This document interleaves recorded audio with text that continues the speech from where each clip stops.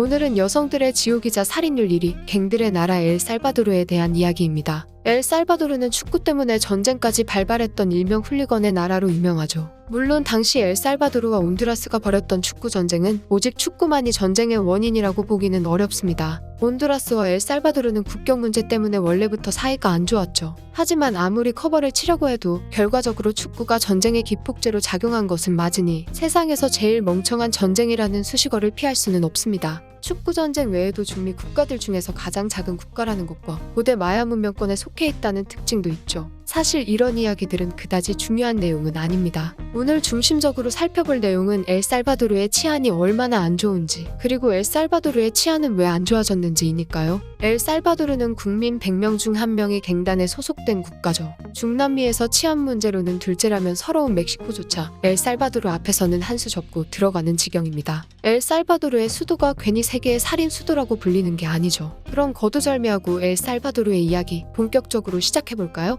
엘살바도르는 16세기부터 300년 가까운 시간 동안 스페인의 식민지였습니다. 식민지 시절 엘살바도르의 원주민들은 가혹한 노예 생활을 해야 했죠. 고통의 시간이 지나고 1821년 스페인으로부터 독립한 엘살바도르는 인근 국가들과 함께 중미 연방공화국을 구성했습니다. 이때 구성국들 사이에는 훗날 엘살바도르와 피 터지게 싸우게 될 온두라스도 포함되어 있었죠. 당시 중남미 국가들의 상황은 대부분 비슷했습니다. 유럽 열강들이 멋대로 그어놓은 땅덩이를 중심으로 독립해 국가를 형성했죠. 그러니까 여기부터 여기까지가 내 땅이라고 주장하기 어려운 상황이었습니다. 당연히 국가 간의 분쟁도 자주 일어났죠. 중미 연방공화국의 구성국들 역시도 이게 내 땅이니 저게 내 땅이니 하면서 내전을 벌였고 얼마 지나지 않아 분열을 맞이하게 되었습니다. 중미 연방공화국이 와해되던 1838년 엘살바도르도 별개 국가로 독립했죠. 이 시기부터 엘살바도르는 다른 중남미 국가들과 마찬가지로 내전과 독재의 역사를 써내려가기 시작했습니다. 엘살바도르의 첫 번째 문제는 불안정한 정권이었죠. 엘살바도르는 국가의 설립부터 21세기 이전까지 쿠데타가 없었던 시기가 거의 없습니다. 초기 정권으로 대표되는 마르테니스도 쿠데타로 자리 잡은 군부 정권이었죠. 군부 정권은 20세기 이후 가뜩이나 어려웠던 국가 상황에 대공황까지 겹쳐지자 국민들을 향한 국가 단위의 폭력을 자행했습니다. 세금 수탈부터 박해까지 입에 담기 끔찍한 일들밖에 없었죠. 1944년에는 새로운 군사 조직이 쿠데타를 일으켜 정권을 뒤집었지만 새롭게 집권한 군부도 마르테니스와 별반 다를 것은 없었습니다.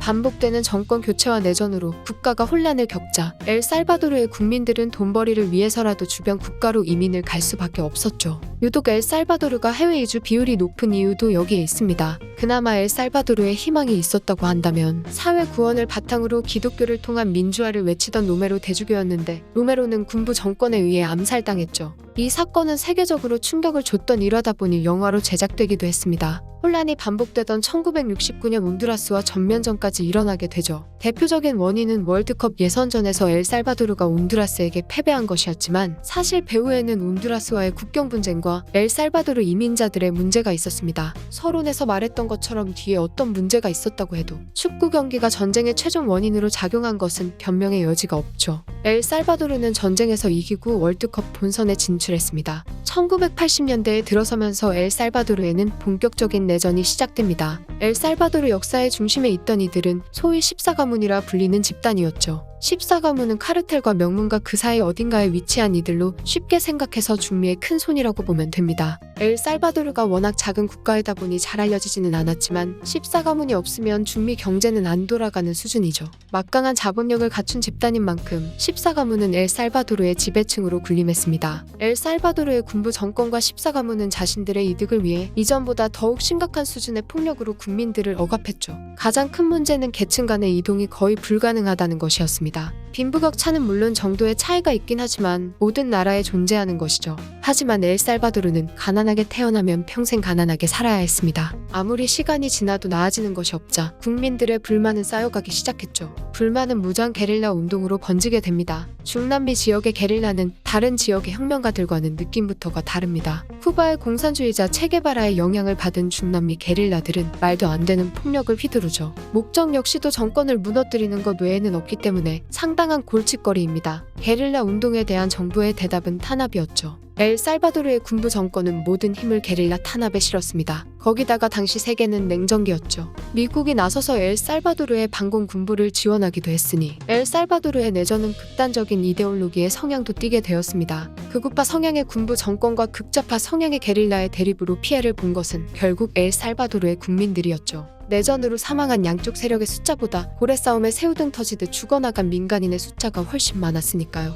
여기까지만 봐도 엘살바도르는 치안이 좋을 수가 없는 상태인 것을 알 수 있습니다. 지배 세력은 중미의 유대인이라 불리는 유사 카르텔이고, 이에 반하는 세력은 무기 유통을 위해서 온갖 범법을 저지르는 게릴라들이니 말이죠. 계속되는 내전과 토착 원주민 살인으로 이미 상황은 심각해졌는데 그 와중에도 쿠데타와 내전은 끝없이 일어났으니 길거리에서 총성이 울리는 것은 흔한 일이 되어버렸죠. 엘살바도르 정권이 안정을 찾게 된 것은 1992년에 들어섰을 때입니다. 1992년 유엔은 엘살바도르의 문제가 전혀 나아질 기미가 보이지 않자 군부 정권과 좌파 세력의 평화 조약을 체결시켰죠. 엘살바도르로 평화유지군도 파견했습니다. 이 시기 엘살바도르를 포함한 중남미의 게릴라들은 대부분 정당이 되어 현재까지 정치인으로 활동하고 있죠. 엘살바도르의 정권은 안정기를 찾았지만 정권과 재계의 유착관계와 내전으로 받은 피해 복구는 진전이 없었습니다. 거기다 엘살바도르에는 새로운 혼란이 찾아왔죠. 내전 시기부터 활동하던 카르텔들은 정계와 재계 사이 숨어서 성장했고 평화협정 이후에도 사라지지 않는 혼란 속에서 판을 쳤습니다. 이때 등장한 카르텔은 게릴라와 목적만 달랐을 뿐이지 하는 일은 비슷했죠. 자금 유통을 위해 약을 팔았고 이득을 위해서 전쟁도 서슴지 않았습니다. 2009년 20년 만에 엘살바도르의 좌파 정권이 들어서면서 정부는 카르텔과의 전쟁을 선포했죠. 하지만 엘살바도르의 카르텔은 이미 정부가 어떻게 할 수 없는 수준까지 성장한 상태였습니다. 정부가 카르텔을 잡으려 할수록 카르텔은 오히려 기승을 부렸죠. 심지어 엘살바도르의 좌파 정권 역시도 정경유착 문제를 일으키면서 국민들은 누굴 뽑던 똑같다라는 인식까지 가지게 됩니다. 국민들이 정치를 외면하면 부정부패는 더욱 심해지죠. 정부의 계획도 틀어졌으니 엘살바도르는 완전히 카르텔의 천국이 됩니다. 특히 카르텔들의 성범죄는 도를 넘어섰죠.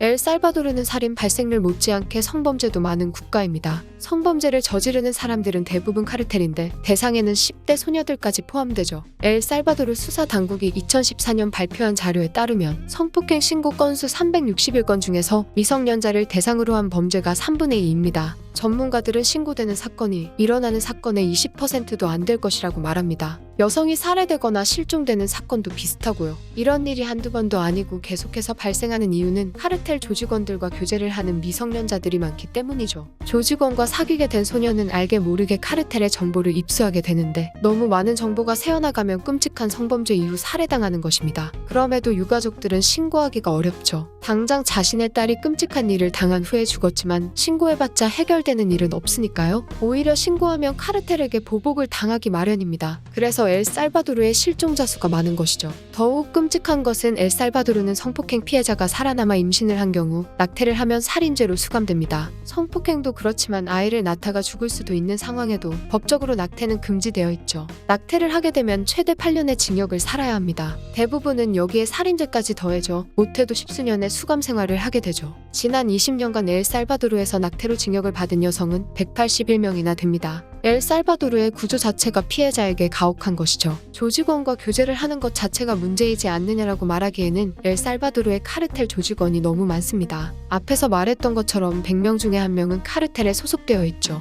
엘살바도르의 범죄율은 2019년까지 쉬지 않고 올랐습니다. 그래도 난세의 영웅이 등장하듯 엘살바도르에도 새로운 바람은 일어나기 시작했죠. 엘살바도르의 수도 산살바도르의 시장인 나이브가 그 주역이었습니다. 나이브 시장은 30대의 젊은 정치인으로 혜성처럼 등장해 이전 시장들과 마찬가지로 범죄와의 전쟁을 선포했죠. 하지만 나이브가 일으킨 파장은 이전과는 조금 달랐습니다. 인프라의 확충과 청소년 교육 및 복지에 힘을 쓰면서 산살바도르의 범죄율을 불과 1년 만에 16% 가까이 줄였죠. 나이브는 인터뷰를 통해 자신은 폭력으로 범죄를 소탕하는 것이 아닌 젊은이들의 편에 서서 긍정적인 효과를 일으킬 것이라 약속했습니다. 나이브는 산살바도르를 넘어 엘살바도르 전역에서 지지를 받기 시작했죠. 스케이트보드 공원을 설립하거나 시민들의 목소리를 듣는 어플을 개발하는 등 시장으로서 수많은 성과를 이뤄낸 나이브는 급기야 대선 출마까지 성공합니다. 그리고 2019년 엄청난 지지율을 보여주며 당선되었죠. 하지만 나이브 정부는 집권 초기부터 범죄 조직을 강경하게 때려잡는 없는 모습을 보여주려 애쓰는 등 이전과는 다른 움직임을 보이고 있습니다. 예를 들어서 수감된 범죄자들끼리 작당 모의가 불가능하게 감옥 구조를 바꾸거나 범죄자들을 삭발시키고 감옥 공터에 모아 사진을 찍었죠. 살인 및 폭력 사건의 숫자가 줄었다는 점에서 성과는 보이지만 라이브의 행보는 과거 독재 정권이 보여주던 모습과 비슷합니다. 여기에 더해 20년도 9월에는 라이브 정부가 살인율을 조작했다거나 폭력 조직과 거래를 통해 사건 발생률을 줄이고 있다는 의혹도 제기되었습니다. 라이브는 결국 대통령 신분으로 검찰 수사의 대상이 되었죠.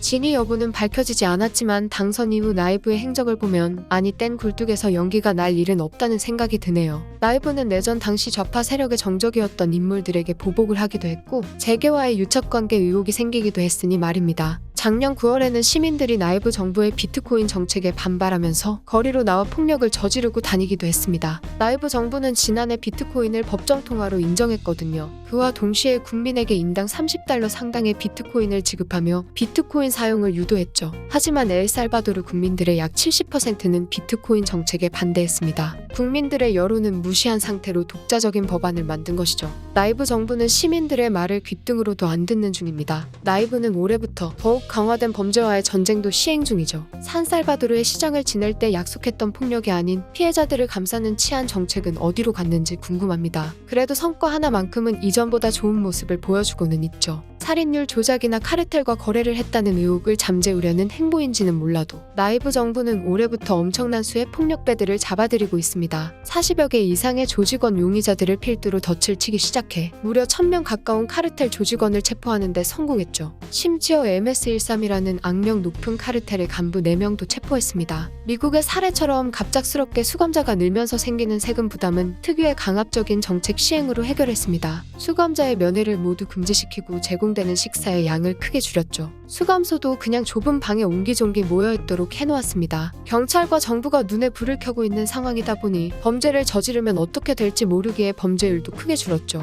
당연히 국제사회에서는 인권 침해라고 비판하고 있습니다. 반대로 저렇게라도 해야 한다는 사람들도 많죠. 여성들의 지옥이자 살인율 1위, 갱들의 나라 엘살바도르에 대한 이야기. 이번 편은 여기까지입니다.